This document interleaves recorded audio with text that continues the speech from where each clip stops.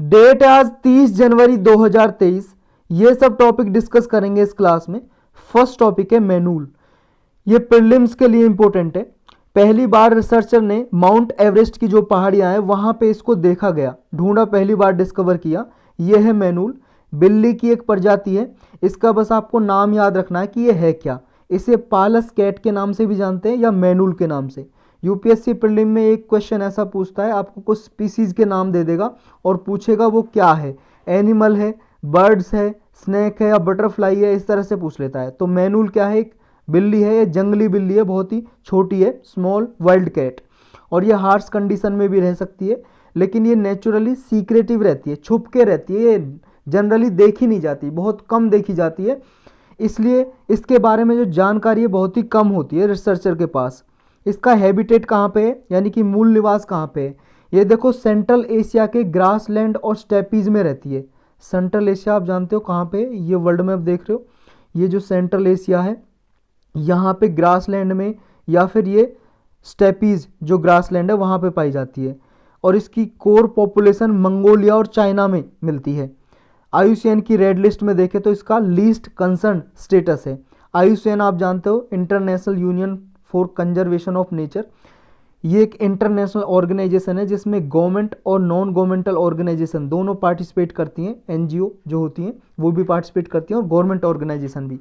NGO मतलब गैर सरकारी संस्था, हिंदी में बोलते हैं। इसकी 9 लिस्ट है, यानी कि जिस स्पीसीज की जितनी पॉपुलेशन है घट रही है, बढ़ रही है, उसके हिसाब से ये उस लिस्ट में डालती है, रेड लिस्ट में। तो इसका लीस्ट कंसर्न है, यानी कि कम परेशानी है, इसकी अच्छी खासी पॉपुलेशन है। नेक्स्ट टॉपिक है ग्रीवेंस अपीलेट कमेटी। इसमें डबल एल लगा लेना। ग्रीवेंस अपीलेट कमेटी बनाई है रिसेंटली गवर्नमेंट ने। ये प्रीलिम्स के लिए भी इंपॉर्टेंट है और जीएस पेपर 2 के लिए मेंस में। ग्रीवेंस का मतलब होता है दुख निवारण। तो दुख निवारण के लिए एक समिति बनाई है। किसका दुख निवारण करेगी ये? आप जैसे, हम जैसे लोगों का, जो सोशल मीडिया को यूज करते हैं ना, उनका। देखो अभी आईटी रूल्स हैं जो उनको यूज करके, एक आईटी एक्ट है हमारा इंडिया का, उस आईटी एक्ट को, इंफॉर्मेशन टेक्नोलॉजी एक्ट को यूज करके गवर्नमेंट ने रूल्स बनाए थे 2021 में। और ये रूल्स इसलिए बनाए थे कि सोशल मीडिया कंपनी है, जो सोशल मीडिया कंपनी जैसे फेसबुक हो गया, ट्विटर हो गया, इंस्टाग्राम हो गया, व्हाट्सअप हो गया, तो ये जो सोशल मीडिया कंपनी है इनके लिए रूल्स बनाए थे। क्यों रूल्स बनाए थे? देखो आपने देखा होगा बहुत सारे लोग ऐसे होते हैं, किसी के प्राइवेट जो पिक्चर है या वीडियो है वो रिलीज कर देते हैं, सोशल मीडिया पर डाल देते हैं। किसी का अश्लील फोटो डाल दिया, किसी का सीक्रेट यहाँ पे डिस्क्लोज कर दिया। तो इस तरह की जो हरकतें होती हैं इनको रोकने के लिए ये रूल्स बनाए थे कि इस तरह के जो ग्रीवेंस हैं उनको हल किया जाए। और सोशल मीडिया जो कंपनी है एक अपनी ग्रीवेंस रिड्रेसल कमेटी बनाए एक। तो सोशल मीडिया कंपनी ने, जैसे फेसबुक है, ट्विटर है, इंस्टाग्राम है, इन सब ने एक अपनी ग्रीवेंस रिड्रेसल कमेटी बनाई। यानी कि अगर आपका कोई फोटो आपकी अनुमति के बिना डालता है और आपको लग रहा है वो आपका फोटो आपकी जो फेम है उसको ख़त्म कर रहा है या डिफेम कर रहा है आपको, तो आप ग्रीवेंस रिड्रेसल कमेटी पे कंप्लेंट कर सकते हो ऑनलाइन ही। फेसबुक पे है तो फेसबुक की इस ग्रीवेंस रिड्रेसल कमेटी पे कर सकते हो। तो फिर वो स्टेप लेगी और उस फोटो को हटाएगी और उसके अगेंस्ट, जिस यूजर ने डाला उसके अगेंस्ट एक्शन लेगी वो कमेटी। तो ये कमेटी के ऊपर ही एक गवर्नमेंट ने ये कमेटी बनाई है, ग्रीवेंस अपीलेट कमेटी। मान लो ये सोशल मीडिया की जो कमेटी है ये डिसीजन नहीं लेती और इसके डिसीजन से आप खुश नहीं हो, मान लो ये फैसला भी ले ले और इसके डिसीजन से आप खुश नहीं हो, तो इस डिसीजन के अगेंस्ट, ये सोशल मीडिया की ग्रीवेंस रिड्रेसल कमेटी के अगेंस्ट आप ग्रीवेंस अपीलेट कमेटी है जो गवर्नमेंट की, उस पर कंप्लेंट कर सकते हो। जैसे आप जाते हो ना, हाई कोर्ट ने डिसीजन दिया तो सुप्रीम कोर्ट में जा सकते हो, इसी तरह से है ये, लगा लो। जो एक कमेटी है सेंट्रल गवर्नमेंट ने नोटिफाई की है आईटी रूल्स के 2021 के अंदर ही। क्या कौन कौन मेंबर होंगे, कंपोजिशन क्या होगी इसमें? देखो 3 कमेटी बनाई है ऐसी। 3 कमेटी में एक एक चेयरपर्सन होगा और 2 होल टाइम मेंबर होंगे। ये मेंबर गवर्नमेंट एंटिटीज से आएंगे और सीनियर रिटायर्ड जो एग्जीक्यूटिव है इंडस्ट्री से, वहाँ से भी मेंबर आएगा एक। टर्म कितने साल की होगी? ये 3 साल के लिए मेंबर होंगे, जो चेयरपर्सन और मेंबर है 3 साल के लिए होंगे। 3 साल के बाद फिर दोबारा सेंट्रल गवर्नमेंट इनमें अपॉइंट करेगी। ये कमेटी देखो ऑनलाइन ही आपकी जो दुख है, आपका ग्रीवेंस है, उसको सुलझाएगी। आप ऑनलाइन कंप्लेंट करोगे और ऑनलाइन ही सुनेगी, ये ऑनलाइन ही अपील को सुन के डिसीजन देगी। सारा कुछ ऑनलाइन होगा इसमें।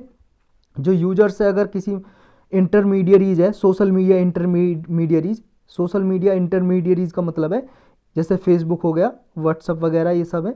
अगर इनकी जो ग्रीवेंस ऑफिसर ने जो डिसीजन दिया उससे आप खुश नहीं हो तो उसके अगेंस्ट आप अपेलेट, ये कमेटी है, इसमें कर सकते हो। और अपेलेट कमेटी भी 30 दिन के अंदर अंदर आपकी समस्या को एड्रेस करेगी, सुलझाएगी। नेक्स्ट टॉपिक है जतर देउल टेम्पल। ये रिसेंटली न्यूज में है, आर्कोलॉजिकल सर्वे ऑफ इंडिया है, इसको रिपेयर करने जा रहा है, इसलिए न्यूज में है। आर्कोलॉजिकल सर्वे ऑफ इंडिया जानते हो आप क्या है?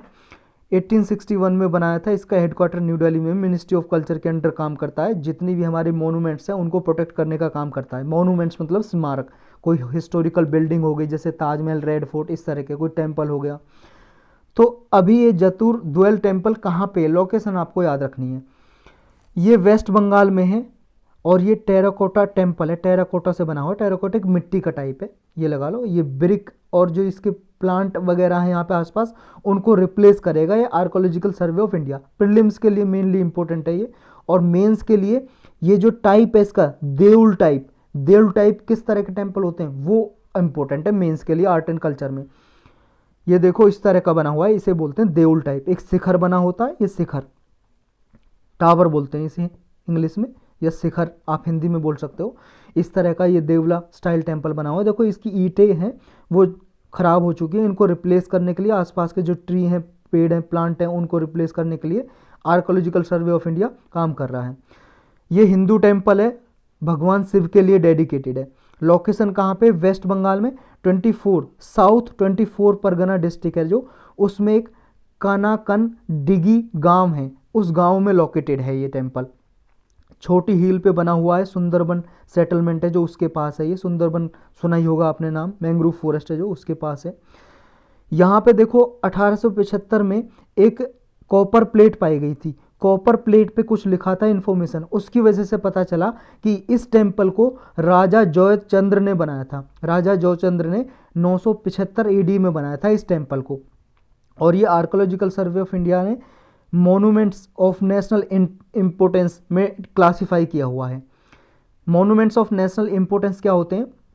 देखो, जो कोई टेम्पल या कोई भी मान लो बिल्डिंग है, जैसे ताजमहल हो गया या रेड फोर्ट हो गया, अगर वो ऐसी बिल्डिंग है, कोई मॉन्यूमेंट्स है, स्मारक है, वो 100 साल से ज़्यादा पुराना है, तो उसे डिक्लेयर कर देते हैं नेशनल इम्पोर्टेंस ऑफ मॉन्यूमेंट्स, यानी कि मॉन्यूमेंट्स ऑफ नेशनल इम्पोर्टेंस। 100 साल से ज़्यादा पुराना है और उसकी कोई हिस्टोरिकल सिग्निफिकेंस है, और वहाँ पे जो पीपल रहते हैं, पर्सन रहते हैं, उसका कोई अपोज नहीं कर रहे हैं डिक्लेयर करने में, कोई विरोध नहीं कर रहे हैं, तो उसको डिक्लेयर कर देते हैं मॉन्यूमेंट ऑफ नेशनल इंपॉर्टेंस। इसके बारे में भी हम पढ़ेंगे क्योंकि ये भी रिसेंटली न्यूज में है, मॉन्यूमेंट्स ऑफ नेशनल इंपॉर्टेंस, क्योंकि आर्कोलॉजिकल सर्वे ऑफ इंडिया ने एक रिपोर्ट दी है इस वजह से। नेक्स्ट टॉपिक है नोबल्स हेलन बटरफ्लाई। अच्छा, वो तो जाना ही नहीं हमने, देवुल स्टाइल के बारे में, और है कि नहीं? अच्छा, हमारे इंडिया में आपको पता है जो नदन स्टाइल में मिलते हैं, इंडिया में नदन स्टाइल में जो मिलते हैं टेम्पल, वो नागर स्टाइल बोलते हैं उन्हें। जिस तरह के बने होते हैं ना, नागर शैली बोलते हैं हिंदी में, या नागर स्टाइल इंग्लिश में। और जो साउथ इंडिया में जनरली टेम्पल मिलते हैं उनको बोलते हैं द्रविड़ स्टाइल के टेम्पल, द्रविड़ स्टाइल। और जो इन दोनों को मिक्सचर है, मान लो जिनमें नागर और द्रविड़ स्टाइल दोनों का मिक्सचर पाया जाता है, उन्हें बोलते हैं वेसार स्टाइल के टेम्पल, वेसार स्टाइल के टेम्पल।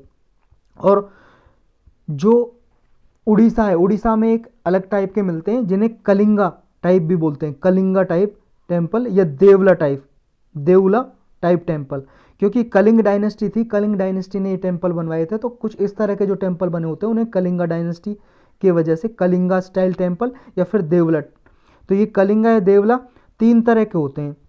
एक होता आपका रेखा देवला, एक होता आपका पिद्धा देवला, और एक होता आपका खाखारा टेपला देवला, खाखारा।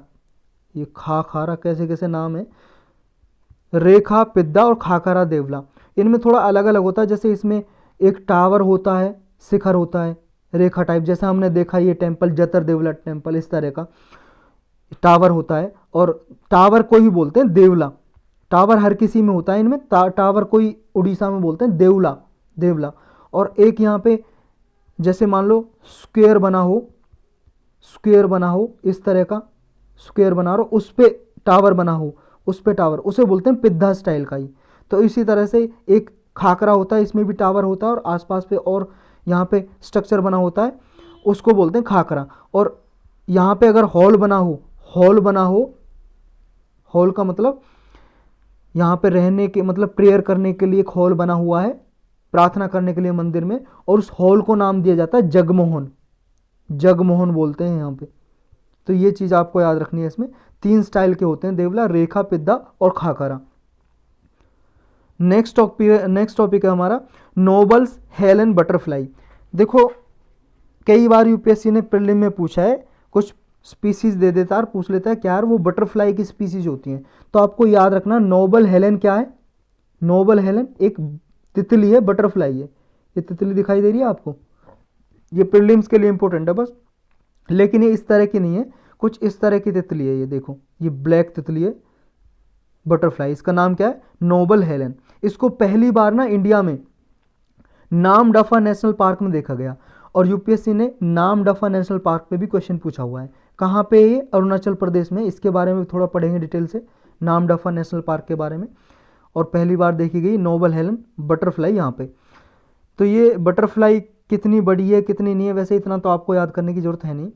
100 से 120 mm इसके विंग स्पेन है, यानी कि इसकी जो पंखें हैं। और स्वेलो टेल बटरफ्लाई है ये। वाइट स्पॉट है इस पर, हमने देखा ऊपर जैसे ये वाइट स्पॉट बने हुए हैं इसके 2।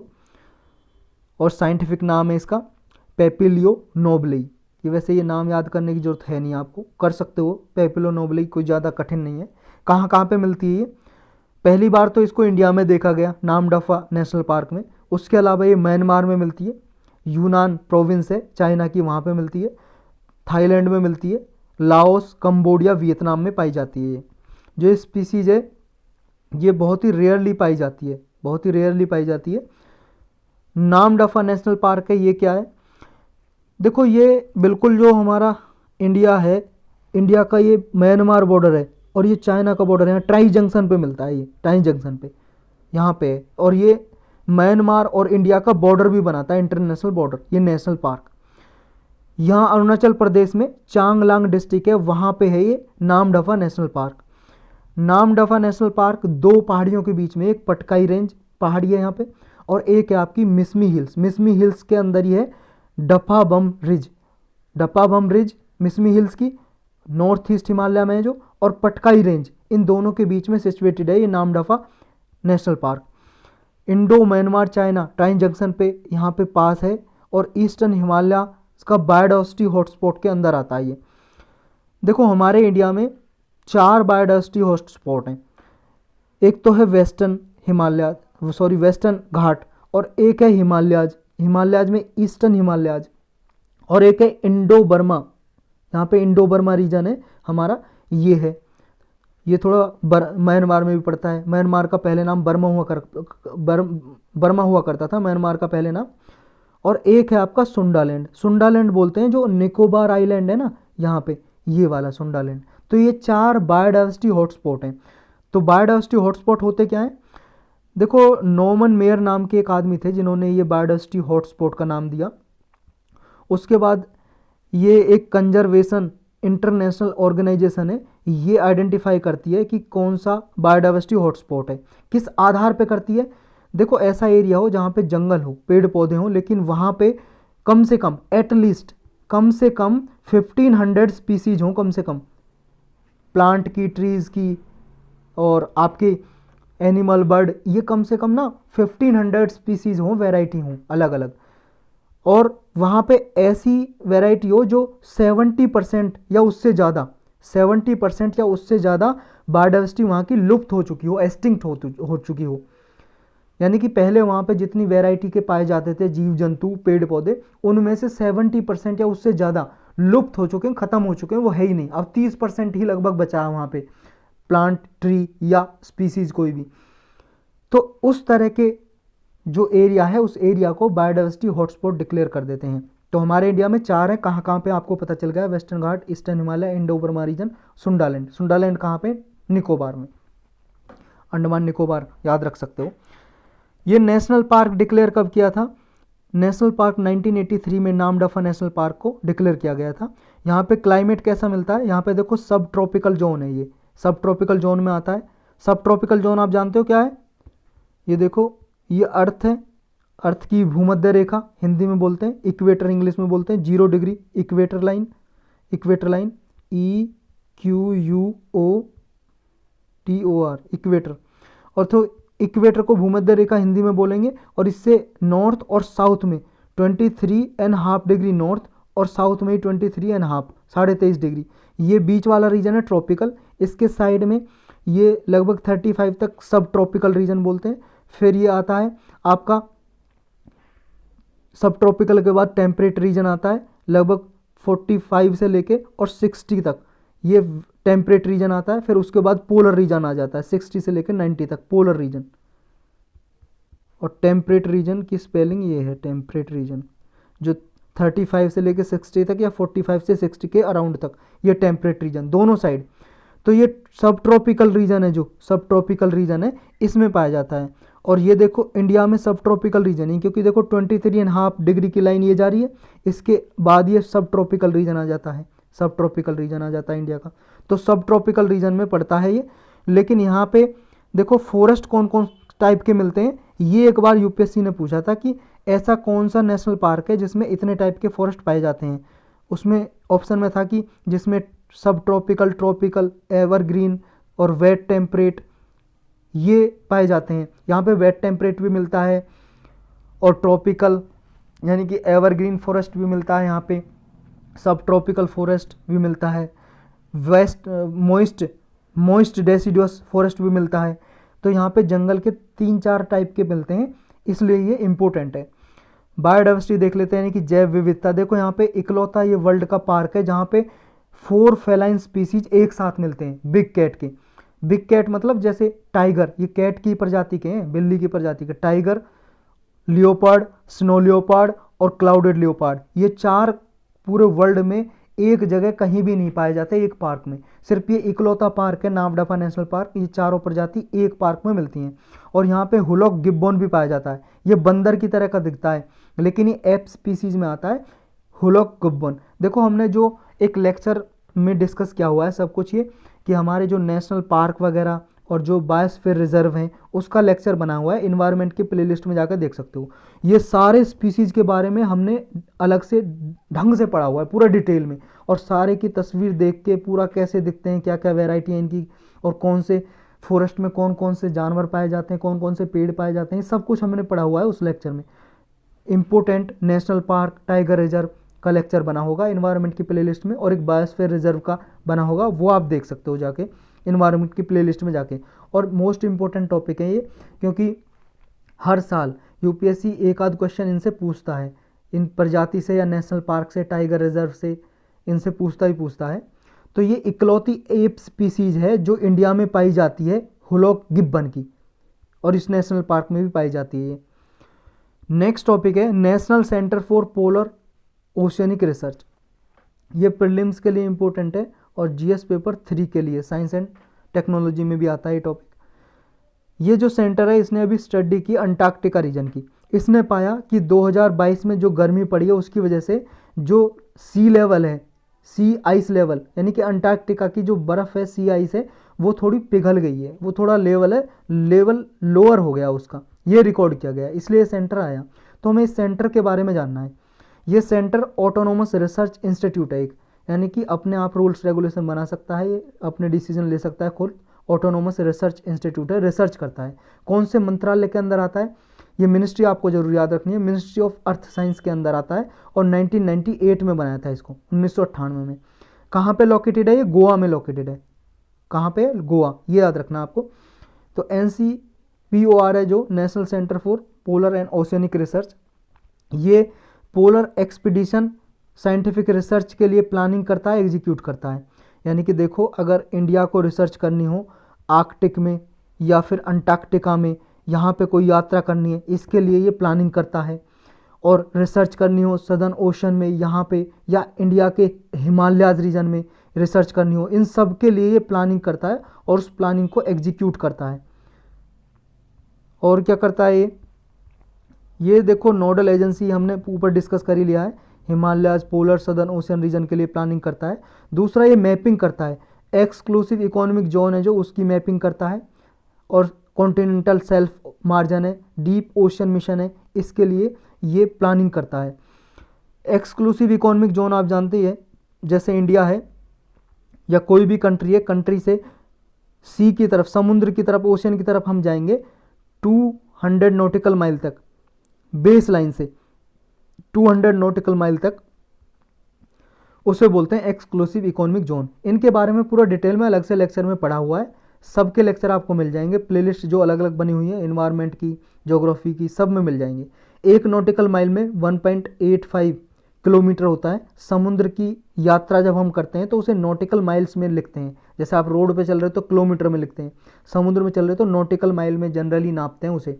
तो नॉटिकल माइल में 1.85 होता है, अगर किलोमीटर में निकालोगे तो आप 200 नॉटिकल माइल बराबर 370 किलोमीटर आ जाएगा लगभग। तो इतने एरिया को चारों, मतलब कितने, तीनों ओर है जो इंडिया का एरिया, इसे एक्सक्लूसिव इकोनॉमिक जोन बोलेंगे इंडिया का। कॉन्टिनेंटल सेल्फ मार्जिन आपने पढ़ा होगा ज्योग्राफी में, हम जाते हैं जब समुद्र से, ये ओशन है, ओशन है, मान लो ये ओशन है, और ये लैंड है, यहाँ पे भूमि है, ये लैंड है और ये ओशन है पूरा। तो यहाँ लैंड से जब हम जाएंगे ओशन की तरफ तो पहला जो आता है ये कॉन्टिनेंटल सेल्फ मार्जिन आता है, ये वाला रीजन। तो इस रीजन को कॉन्टिनेंटल सेल्फ मार्जिन बोलते हैं, समुद्र का पहला रीजन। ये पढ़े होंगे आपने, continental self, continental slope, continental rise, ये सारे पढ़े होंगे आपने ओशन ज्योग्राफी में, एनसीईआरटी में, वरना डिटेल में हम डिस्कस करेंगे कभी से अलग लेक्चर में। ये हमारा जो सेंटर है ये मेंटेन करता है रिसर्च एडवाइजरी कमेटी, और ये हेल्प करता है रिसर्च करने में और गाइड करता है इस जो रिसर्च सेंटर है, ये national centre for polar and oceanic research, और इसे देखो इस नाम से भी जानते हैं, national centre for Antarctic and ocean research के नाम से भी, और गोवा में लोकेटेड है ये, इसका हेडक्वार्टर गोवा में, ये याद रखना है। नेक्स्ट टॉपिक है लूसी मिशन। ये प्रीलिम्स के लिए इंपॉर्टेंट और मेंस के लिए भी। आजकल यूपीएससी ऐसे क्वेश्चन भी पूछ लेता है, जो मिशन है, जैसे नासा का मिशन था, ये टेलीस्कोप लॉन्च किया था, जेम्स वेब टेलीस्कोप, जो पूरे वर्ल्ड का सबसे लार्जेस्ट और सबसे हाईएस्ट टेक्नोलॉजी का टेलीस्कोप बन गया है, उसके बारे में यूपीएससी ने मेंस में पूछा था, जीएस पेपर 3 में, इकोनॉमी वाले पेपर में।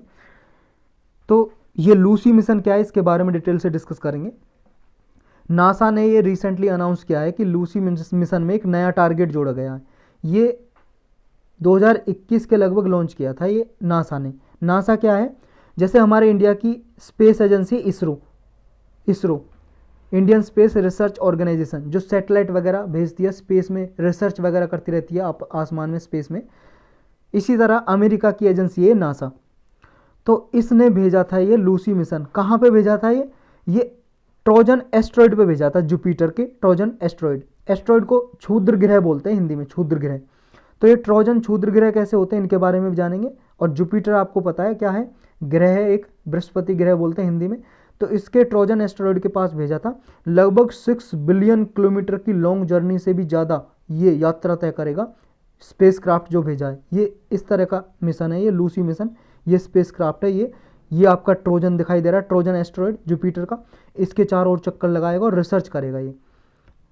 तो ये सारी डिटेल डिस्कस करेंगे। ये मिशन जो है फर्स्ट स्पेसक्राफ्ट था ये इस तरह का, जो जुपिटर के ट्रोजन एस्ट्रॉयड पे भेजा गया था, ट्रोजन एस्ट्रॉयड को एक्सप्लोर करने के लिए, खोजने के लिए।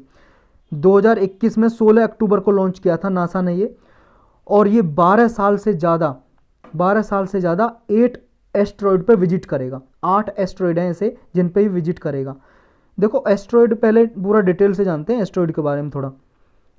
ये देखो आपको पता है पूरा जितना हमें ऊपर दिखाई दे रहा है पूरा ब्रह्मांड है, यूनिवर्स है।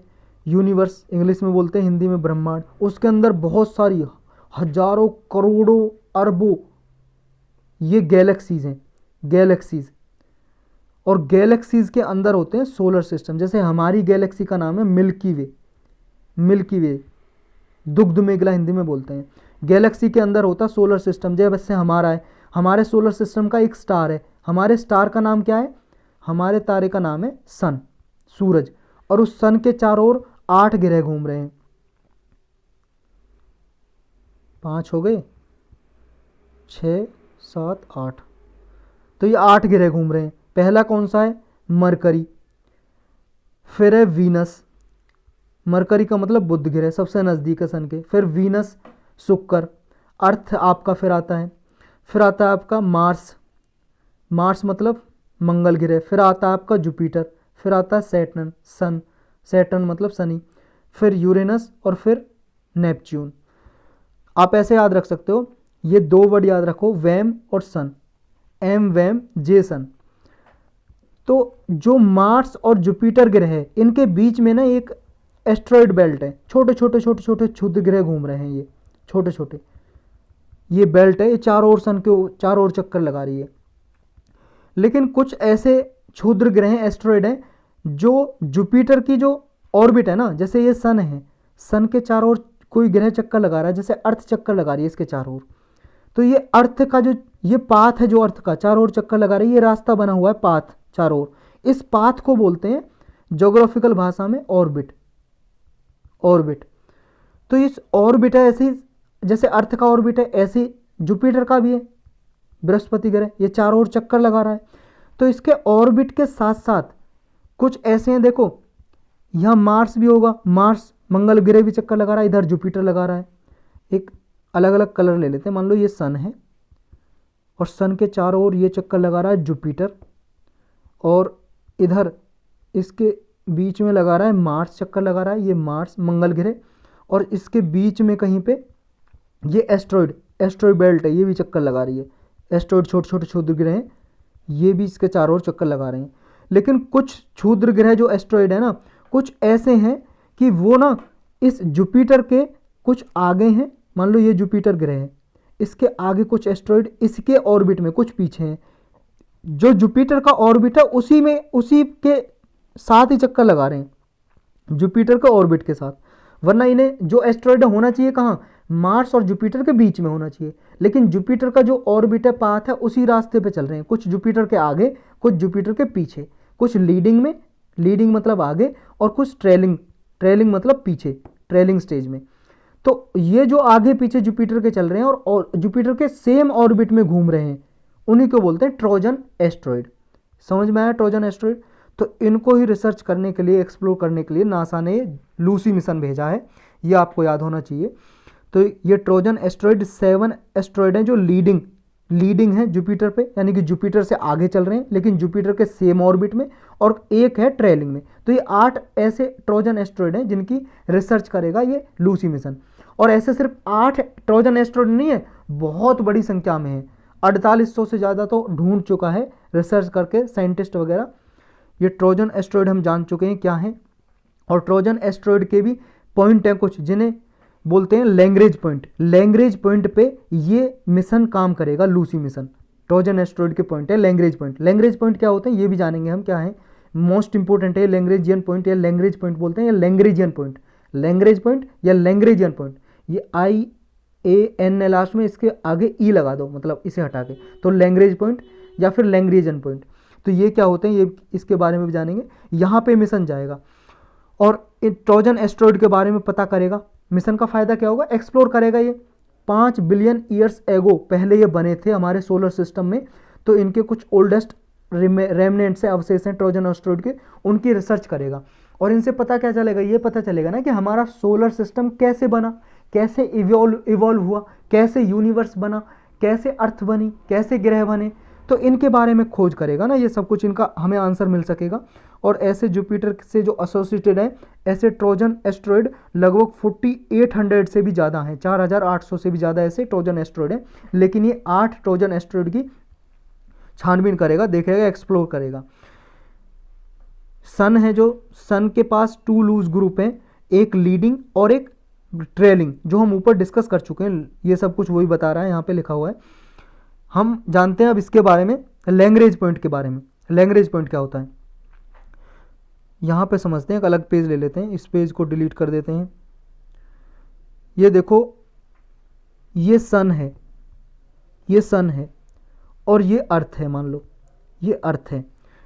अब अर्थ के मतलब सन के चारों ओर अर्थ घूम रही है कहीं पे, ये पाथ है इसका। लेकिन आपको पता है अर्थ के पास ग्रेविटेशनल फोर्स है, और कोई भी स्पेस में ऑब्जेक्ट है उसके पास ग्रेविटेशनल फोर्स होती है, गुरुत्वाकर्षण बल बोलते हैं हिंदी में। यानी कि जैसे अर्थ से आप कोई चीज़ ऊपर फेंकोगे तो तुरंत नीचे आ जाती है, कुछ टाइम में नीचे आ जाती है, ऊपर नहीं जा पाती। किस वजह से? क्योंकि अर्थ की एक बल है। जैसे मान लो आपका भी आपके बॉडी के अंदर शक्ति है, आपसे कोई दूर जाता है तो हाथ पकड़ के खींच सकते हो। इसी तरह से ये समझ लो बॉल फेंकते हो नीचे आ जाती है। किस वजह से? ग्रेविटेशनल फोर्स की वजह से। गुरुत्वाकर्षण बल है जो अर्थ का वो खींच लेता है अपनी तरफ। इसी तरह से हर बॉडी का, सन का भी ग्रेविटेशनल फोर्स है, सूरज का भी।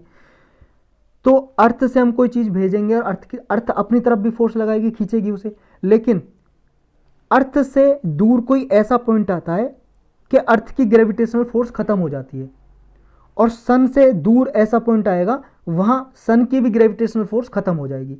यानी कि जहां अर्थ और सन की ग्रेविटेशनल फोर्स खत्म हो गई, यहां पे एक ऐसा पॉइंट आ गया, ये दोनों अपनी तरफ खींच ही नहीं पा रहे। यानी कि यहां अगर इस जगह पे कोई ऑब्जेक्ट रखा जाए, कोई भी चीज रखी जाए यहां पे, तो वो चीज यहीं पे रहेगी, लटकी रहेगी, यहीं पे रहेगी। मान लो ये इसके चारों ओर चक्कर लगा रहे हैं, ये भी इसी ऑर्बिट में चक्कर लगाती रहेगी, ना इधर जाएगी ना इधर जाएगी।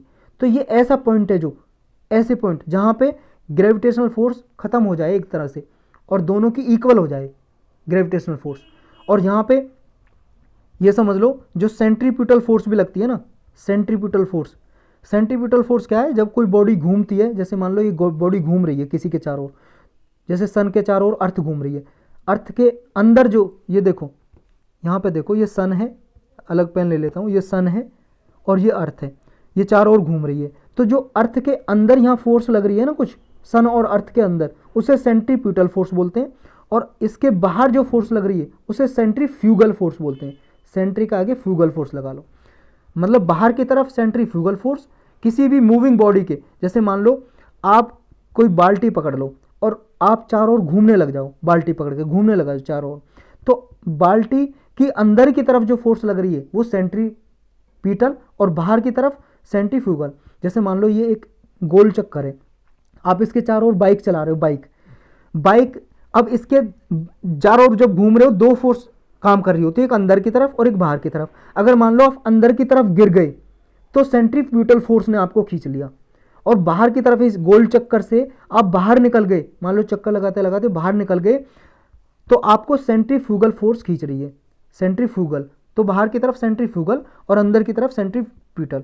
तो ये यहाँ पे सेंट्रीपिटल फोर्स है जो इसके लगभग इक्वल हो जाती है, और ग्रेविटेशनल फोर्स दोनों की यहाँ पे खत्म हो जाती है। तो इस वजह से क्या है, ये जो पॉइंट है, ये पॉइंट क्या हो गया, कहाँ गया वो डायग्राम, यहाँ पे बनाया था ना, सन और अर्थ के बीच में, यानी कि ऐसे पॉइंट बचे जो जिन पे ग्रेविटेशनल फोर्स है जो इक्वल हो गई, यानी कि ग्रेविटेशनल पुल नहीं कर रहा कोई भी ऑब्जेक्ट है, अर्थ ना सन। तो ऐसे पॉइंट को बोलते हैं लैग्रेंज पॉइंट।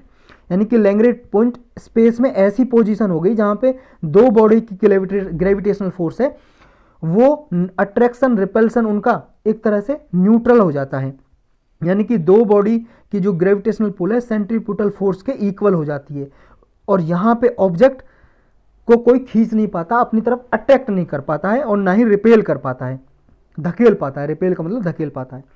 तो ऐसी जगह पे अगर हम कोई स्पेस क्राफ्ट भेजते हैं तो वहाँ पे फ्यूल का कंजप्शन कम हो जाता है, क्योंकि देखो जब तक ग्रेविटेशनल फोर्स किसी की खींचती रहेगी अपनी तरफ, तो उससे ज़्यादा फोर्स लगानी पड़ेगी ना। और जब यहाँ पे ग्रेविटेशनल फोर्स है ही नहीं उस पॉइंट पे, जो हमने पॉइंट डिस्कस किए थे, मान लो ये बीच में पॉइंट है, यहाँ पे ग्रेविटेशनल फोर्स नहीं खींच रही, तो इसे मूव कराने के लिए हल्की सी फोर्स लगा दो, ये मूव करता रहेगा। और अगर यहाँ पे देखो अर्थ है, ये अर्थ से ऐसे पॉइंट पे चले जाओ जहाँ पे ग्रेविटेशनल फोर्स खत्म हो जाए, तो यहाँ पे ये बॉडी तैरती रहेगी, एक जगह रहेगी या तैरती रहेगी आसमान में, क्योंकि अर्थ खींच नहीं पाएगी इसे। अगर इसमें हल्की सी फोर्स लगा दें तो ये तेजी से भागने लगेगी। तो इसी वजह से लैग्रेंज पॉइंट में रखा जा रहा है ये नासा का जो लूसी मिशन है। नेक्स्ट टॉपिक है Indus water treaty. Indus water treaty क्या है, अभी रिसेंटली न्यूज में है। ये प्रीलिम्स और मेंस के लिए, जीएस पेपर 2 के लिए इंपॉर्टेंट है, और 3 के लिए भी। रिसेंटली न्यूज में इसलिए क्योंकि इंडिया ने कुछ पाकिस्तान को नोटिस भेजा है कि आप मॉडिफिकेशन करो, इसमें कुछ मॉडिफिकेशन। क्यों? देखो इंडिया में आपको पता है झेलम नदी है, चेनाब नदी है, और ये फिर चाइना में चली जाती हैं, चाइना नहीं सॉरी पाकिस्तान में चली जाती हैं ये नदी है, चेनाब, झेलम। इंडस वाटर जो ट्रीटी है, इंडस वाटर ट्रीटी जो 6 रिवर है, यानी कि इंडस वाटर सिस्टम है जो, उसका पानी पाकिस्तान और इंडिया में बंटवारा कैसे होगा, इसके लिए हुई थी। तो झेलम और चेनाब है, इन पे कुछ हाइड्रो पावर प्रोजेक्ट बना रहा है। जैसे चेनाब पे बना रहा है किशन गंगा, चेनाब जो रिवर बह रही है उस पर किशन गंगा नाम से हाइड्रो पावर प्रोजेक्ट यानी कि पानी से बिजली बनाने के लिए प्रोजेक्ट बना रहा है इंडिया। लेकिन पाकिस्तान उसका विरोध करता है कि इसकी वजह से हमारे पाकिस्तान में पानी की जो मात्रा कम हो जाएगी, इस तरह से कुछ देता है आर्गुमेंट। और जो झेलम है, झेलम पे भी एक रतले नाम का हाइड्रो पावर प्रोजेक्ट बना रहा है इंडिया, तो इनका विरोध करता है पाकिस्तान। तो इसको लेके ही इंडिया ने नोटिस भेजा है कि भाई साहब आप मॉडिफिकेशन करो इसके लिए, तो इसलिए ये न्यूज में आई ट्रीटी। तो ये ट्रीटी 1960 में साइन हुई थी इंडिया पाकिस्तान के बीच में, और ब्रोकर कराया था वर्ल्ड बैंक ने। वर्ल्ड बैंक ने साथ बैठ के साइन कराया था, इंडिया पाकिस्तान ने साइन किया था इस ट्रीटी को।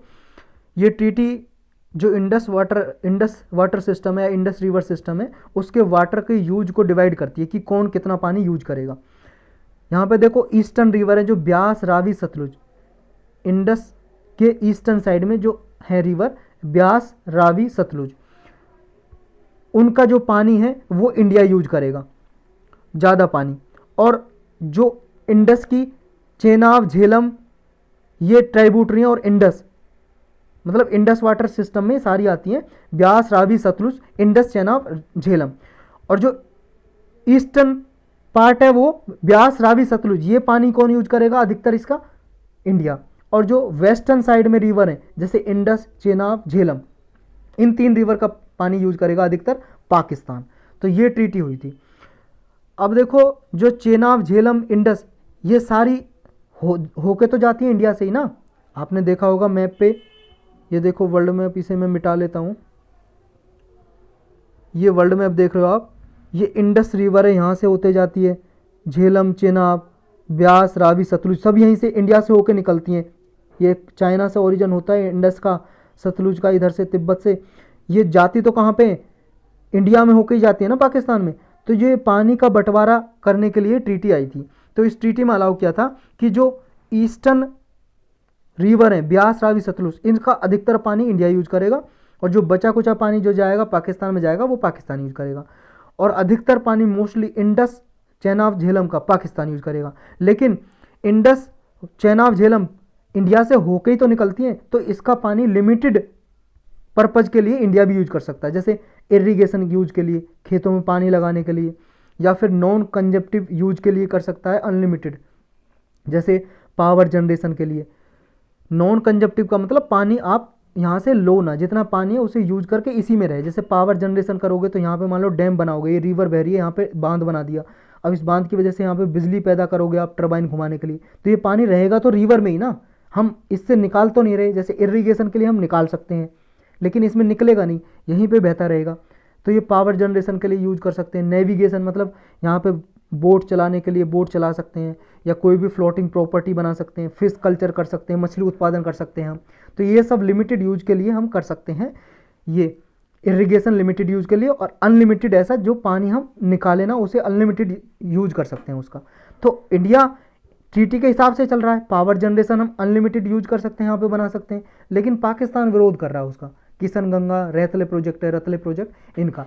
तो इस वजह से नोटिस भेजा इंडिया ने। अब देखेंगे क्या होगा आगे। नेक्स्ट टॉपिक है परीक्षा पे चर्चा। एक मीटिंग हुई, पीएम ने स्टूडेंट के साथ मीटिंग की, छात्रों के साथ पढ़ाई पे कुछ बात की, और इस मीटिंग का नाम रखा परीक्षा पे चर्चा 2023। तो इसके जो एसए या एथिक्स के पेपर में हम एग्जाम्पल की तरह यूज कर सकते हैं इन टॉपिक को। यहाँ पे इसको नाम दिया on technology de addiction, use technology but don't let technology use you. यानी कि आप टेक्नोलॉजी है जो उसको यूज करो, लेकिन ऐसा ना हो टेक्नोलॉजी आपको यूज कर रही हो। जैसे आपने देखा होगा बहुत से बच्चे क्या मोबाइल कंप्यूटर पे गेम खेलते रहते हैं आधे आधे घंटे तक, फेसबुक व्हाट्सअप पे लगे रहते हैं 6-6 घंटे तक दिन में। इन पे मतलब ऑन एन एवरेज सर्वे हुई है, सर्वे में ये पता चला है इंडिया का जो मोबाइल चलाता है ना यूथ, वो ऑन एन एवरेज 6 घंटे तक लगा रहता है। यानी कि एक आदमी 6 घंटे तक यूज करता रहता है मोबाइल पे, फेसबुक पे लगा रहता है, ट्विटर पे, यूट्यूब पे, इन पे टाइम बर्बाद करता रहता है 6 घंटे। तो ऐसा ना हो कि आपको टेक्नोलॉजी यूज कर रही हो, क्योंकि जब तक आप टेक्नोलॉजी को अपने फ़ायदे के लिए यूज कर रहे हो, जैसे यूट्यूब पे आप देख रहे हो भाई साहब करंट अफेयर का, यूपीएससी के लिए तैयारी कर रहे हो, लेक्चर देख रहे हो, ठीक है, लेकिन ऐसा नहीं वीडियोज़ में आप शॉर्ट वीडियो पे जा रहे हो, फेसबुक पे शॉर्ट वीडियो देख रहे हो, स्वैप करते जा रहे हो, इंस्टाग्राम पे लगे रह रहे हो 3-3, 2-2 घंटे तक कब बर्बाद हो गए, व्हाट्सअप पे चैटिंग कर रहे हो 1-1, 2-2 घंटे से, कोई मतलब ही नहीं है, कोई काम ही नहीं है उनका। तो ये आपको टेक्नोलॉजी यूज कर रही है। फिर अगर आप 6-7 घंटे तक बिना वजह लग रहे हो तो ऐसा ना हो कि टेक्नोलॉजी आपको यूज़ करे, बल्कि आप टेक्नोलॉजी का यूज़ करो और डी एडिक्शन हो, यानी कि आपको लत ना लगे, इसको डी एडिक्ट करो। और कम से कम डिजिटल फास्टिंग करो हफ्ते में एक बार, यानी कि व्रत रखो डिजिटल टेक्नोलॉजी से, कि आप छुए ना मोबाइल कंप्यूटर को, एक हफ्ते में एक दिन छुए ना, उससे व्रत रखो, फास्टिंग रखो। Create no technology zone in their home, अपने घर में एक नो टेक्नोलॉजी जोन बनाओ, क्या कि ऐसा रूम बनाओ जहाँ पे कोई इलेक्ट्रॉनिक डिजिटल गजट ही ना हो, मोबाइल कंप्यूटर कुछ भी नहीं, वहाँ पे आराम से आप अपने लिए टाइम निकालो, कुछ बुक पढ़ो, कुछ ऐसा करो। Consider your self smarter than gazette, यानी कि गजट से ज़्यादा आप स्मार्ट बनो। हाँ, स्मार्टफोन आ रहे हैं भाई साहब, स्मार्ट कंप्यूटर, स्मार्ट लैपटॉप, ये सब कुछ आ रहे हैं, लेकिन उनसे ज़्यादा आप स्मार्ट बनो, कि उन्हें सिर्फ अपने यूज के लिए जितना यूज है उतना ही आप उन्हें प्रयोग करो। और इसमें प्रधानमंत्री जी ने कहा कि ऑन लर्निंग फ्रॉम क्रिटिसिज्म, कि देखो डेमोक्रेसी में क्रिटिसिज्म, आलोचना करना एक पार्ट है डेमोक्रेसी का, लोकतंत्र का। तो इस लोकतंत्र में इस क्रिटिसिज्म से आप कुछ सीखो, लर्न करो, नेगेटिव कमेंट से भी आप अफेक्ट ना हो, बल्कि उनसे कुछ सीखो। ऑन लैंग्वेज पे प्रधानमंत्री जी ने कहा कि डिफरेंट लैंग्वेज जब आप सीखते हो, मान लो जो आपकी मदर टंग है, जैसे आप हिंदी बेल्ट में रहते हो या तमिलनाडु में रहते हो, आप तमिल लैंग्वेज है आपकी, केरल में रहते हो मलयालम लैंग्वेज है, तो उनके अलावा भी आप कोई डिफरेंट लैंग्वेज सीखो, जिसकी वजह से कि आप डिफरेंट लैंग्वेज सीखोगे तो उस लैंग्वेज के बोलने वाले पर्सन से आपकी फैमिलियरिटी बढ़ेगी, आपस में मेल मिलाप बढ़ेगा। तो ये आप एसए के टॉपिक में या फिर एथिक्स के टॉपिक में यूज कर सकते हो टेक्नोलॉजी से रिलेटेड। नेक्स्ट टॉपिक है एएसआई के बारे में, जिसने एक, अभी देखो इकोनॉमिक एडवाइजरी काउंसिल है, इसने प्राइम मिनिस्टर की इकोनॉमिक एडवाइजरी काउंसिल है जो इकोनॉमिक रिलेटेड एडवाइस देती है प्राइम मिनिस्टर को, इसने सजेशन दिया है गवर्नमेंट को कि आप नेशनल इंपॉर्टेंस के जो मोनूमेंट्स हैं, मोनूमेंट्स ऑफ नेशनल इंपॉर्टेंस, इसके लिए डिटेल प्रोसीजर बनाओ। इसीलिए न्यूज में आया है, प्रीलिम्स के लिए और मेंस के लिए भी इंपॉर्टेंट है, जीएस पेपर 1 के लिए भी और 2 के लिए भी। ये रिपोर्ट का नाम है monuments of national importance, urgent need for rationalisation. ये इकोनॉमिक एडवाइजरी काउंसिल है, इसने रिपोर्ट दिया, उसमें कहा है कि डिटेल प्रोसीजर बनाओ कि नेशनल इंपॉर्टेंस की जो मोनूमेंट्स डिक्लेयर करते हो उसके लिए प्रोसीजर हो। देखो अभी क्राइटेरिया तो है, 3 क्राइटेरिया हैं जिनके बेस पे monuments of national importance declare करते हैं, लेकिन नेशनल इंपॉर्टेंस की कोई डेफिनेशन नहीं दी हुई है नेशनल इंपॉर्टेंस की, कि नेशनल इंपॉर्टेंस के लिए किस मोनूमेंट्स को समझा जाए। आप डिक्लेयर कर देते हो हाँ ये मोनूमेंट्स नेशनल इंपॉर्टेंस के लिए, लेकिन नेशनल इंपॉर्टेंस है क्या उसे भी तो डिफाइन करो, इसकी डेफिनेशन नहीं है, इसलिए रिपोर्ट में कहा इसकी डेफिनेशन अडॉप्ट करने के लिए। और जो ऐसे मोनूमेंट्स हैं इनको प्रोटेक्ट करने के लिए फंड अलोकेट करो, पैसा दो भाई साहब, जब तक पैसा नहीं दोगे रिपेयरिंग के लिए तब तक कैसे काम चलेगा।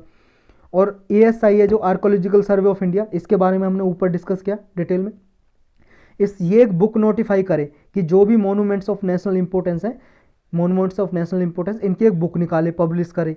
और ऐसे मोनूमेंट्स हैं जो अभी काम के नहीं है और जिनकी कोई इंपॉर्टेंस नहीं है उन्हें हटाए, रिमूव करे, जो अनइम्पोर्टेंट हैं, जिनकी कोई इंपॉर्टेंस नहीं है। ऐसे 75 ब्रिटिश सिमेट्री हैं, ग्रेव्स हैं, ऐसी कब्रगाह हैं जो कोई इंपॉर्टेंस नहीं है उनकी, उनको हटाओ लिस्ट से। 24 मोनूमेंट्स ऐसे हैं जो अनट्रेसेबल हैं, मतलब जिनका पता ही नहीं है कहाँ पे दिखते ही नहीं है, लेकिन वो डिक्लेयर क्यों है कि मोनूमेंट्स ऑफ नेशनल इंपॉर्टेंस है। मान लो कोई बिल्डिंग कर दी लेकिन वो बिल्डिंग दिख ही नहीं रहे कहाँ पे, पता ही नहीं है, तो उनको हटाओ।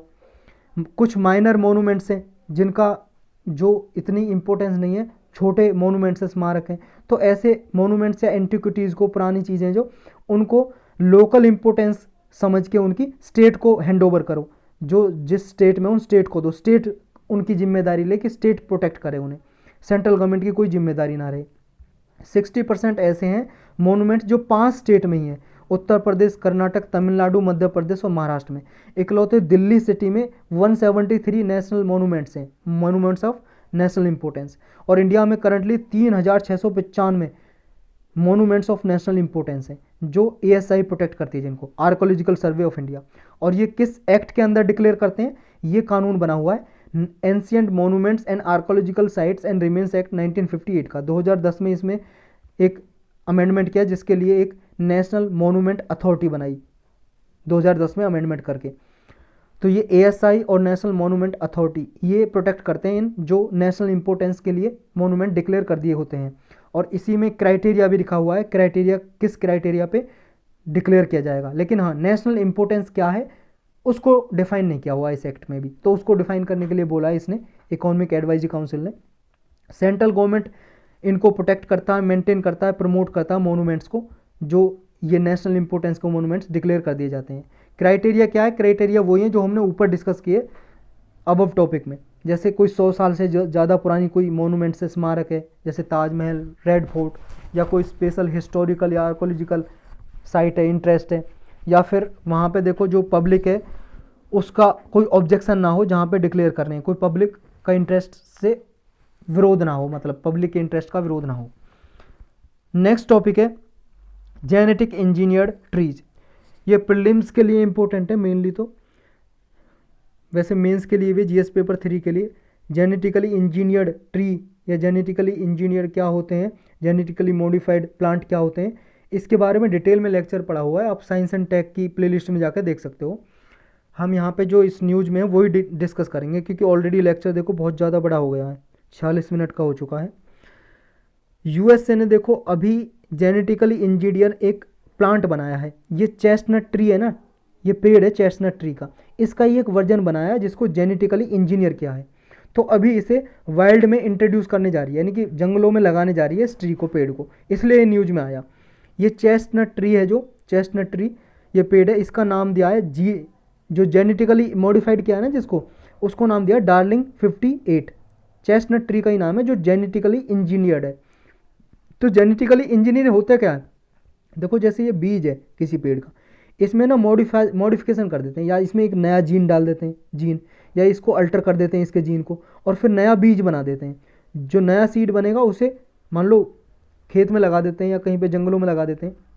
फिर जो ट्री होगा उसकी एक खास बात होगी, यानी कि मान लो जैसे उसमें ऐसा जीन डाल दिया कि उस पर कोई मच्छर, इंसेक्ट वगैरह कोई नुकसान ना पहुंचा सके, उसे कीटनाशक की डालने की जरूरत ना हो, या ऐसा जीन डाल दिया कि अगर ड्रॉट कंडीशन भी होगी, मान लो सूखा भी पड़ गई तो ये पेड़ हो जाएगा सूखे में भी, या ऐसा जीन डाल दिया फ्लड आ जाए, बाढ़ आ जाए तो वहाँ पे भी वो हो सके। तो इस तरह से मॉडिफाई कर देते हैं। जैसे क्लाइमेट चेंज हो रहा है, क्लाइमेट चेंज की वजह से जो टेम्परेचर बढ़ रहा है उसकी वजह से क्लाइमेट चेंज हो रहा है, जिसकी वजह से बहुत सारे इन्वायरमेंट में, एटमॉस्फेयर में बहुत सारे चेंज देखने को मिलेंगे। तो अपने आप ट्री अपने आप को अडेप्ट कर सकें, ऐसा जीन डाल दिया, तो इस वजह से ये न्यूज़ में रहते हैं।